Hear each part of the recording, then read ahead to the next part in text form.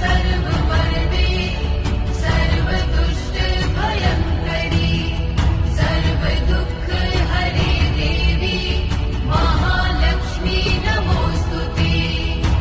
लक्ष्मी दत्ताची कथा गुरुवारची कहाणी ऐका ऐका होती फक्त जणू श्री लक्ष्मी दत्ताची कथा गुरुवारची कहाणी ही ऐकून काय होते? दुःख दारिद्र्य दूर होते, श्री लक्ष्मीची कृपा होते, धन दौलत प्राप्त होते, दीर्घायुष्य संतती होते, मनाची इच्छा पूर्ण होते।